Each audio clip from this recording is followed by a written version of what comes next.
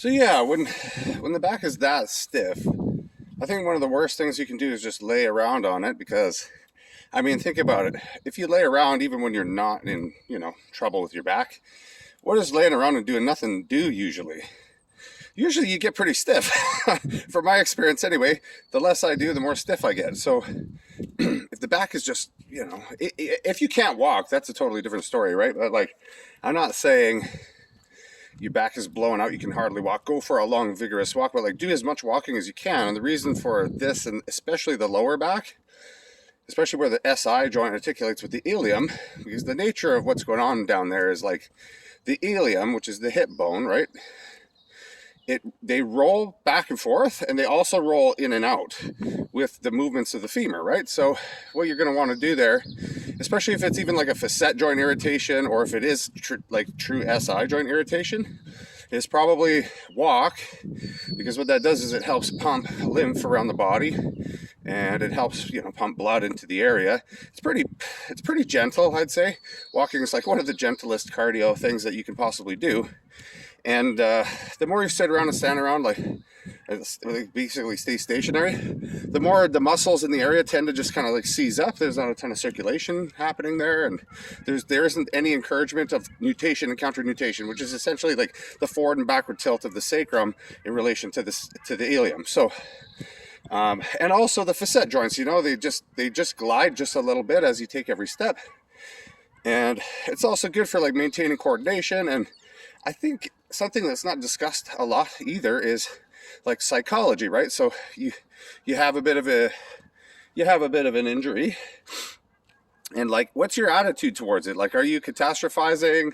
Is it the end of the world? Are you going to completely stop doing everything for a couple days?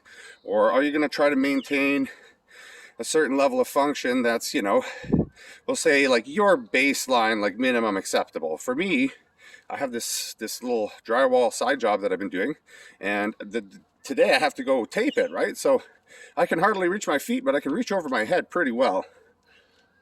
So if you can kind of look at it like, hey, I fucked myself up, but this is actually kind of like an opportunity more than it is a curse. Like, what's the opportunity with my injury here? Well, my opportunity is to be able to better relate to my patients, and I don't know to the degree that some people will be walking with the same issue, but like how bad is it? Can you even breathe like a nice deep breath? Because I know that's like a level of back pain on a whole new level when you can't breathe. Whew, shit hurting. But anyways, yeah, it just helps me better relate, and then it's another thing to work around, and it has to make you think critically. Like, okay, if I want to train legs B in the 6 rep range maximally, which I want to, how can I do it, or can I even do it safely with this current limitation that I have? So how might I modify my leg training to reflect those facts, those realities?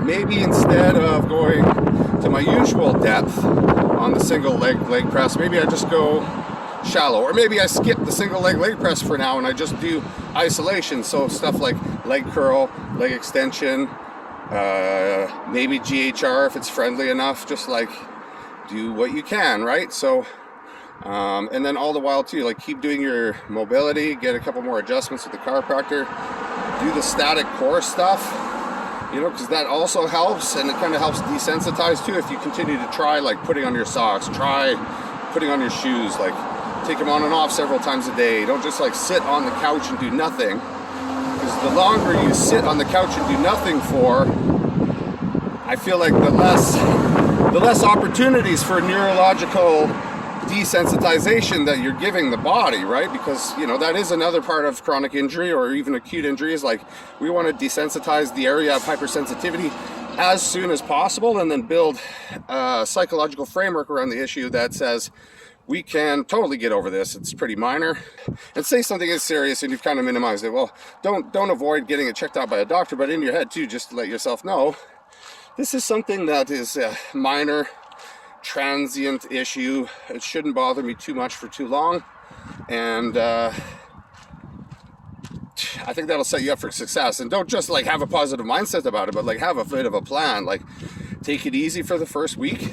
Like I said, I might not do the leg press component of my leg day, but I might still train legs, right? I could still train calves, like calves or legs extended. There's really no stress on the low back, except for if I was to do like standing calf raise, right? With the weights on your shoulders. Or I could do ham curl for sure. I could do leg extension for sure.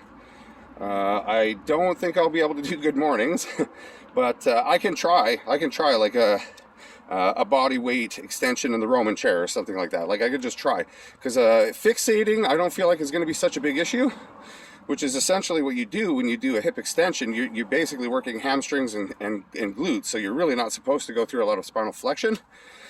So I might experiment with it. Let's say a normal person be like, oh, I hurt my back, I don't do anything for my back. I would say train your back. For me, this is what I'm going to do. Train your back as hard as possible, which right now might not be very hard, but train it as hard as possible without going over. It's like the Price is Right rules, you know? If you guess the price as close as possible without going over, you win. Same thing with lifting. If you go as hard as possible without injuring yourself, you pretty much win. You push yourself to that, well, it's not blanket statement, physiological, the place where you potentiate your physiological response to mechanical stress. But you've also, you've just practiced pushing, right? And that's a skill. Pushing is a skill. So keep working at it.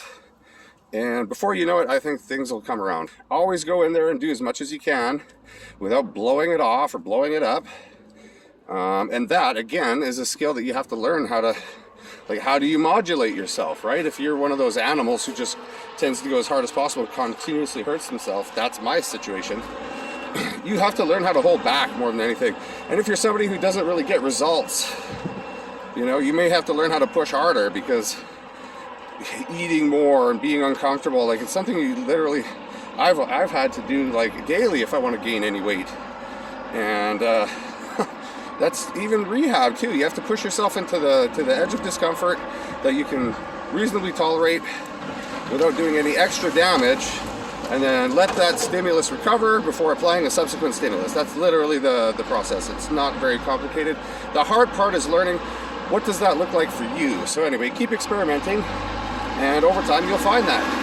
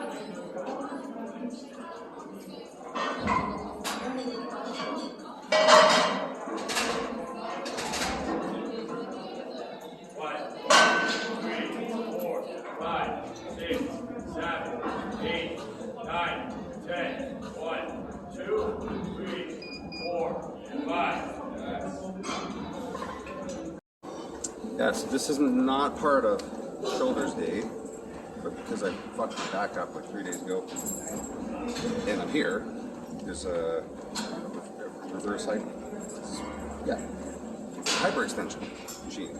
So what my plan here is, because my back is hurting, because I hurt my back, and because I can kind of use it and kind of bend it, I'm going to load it as heavy as I can.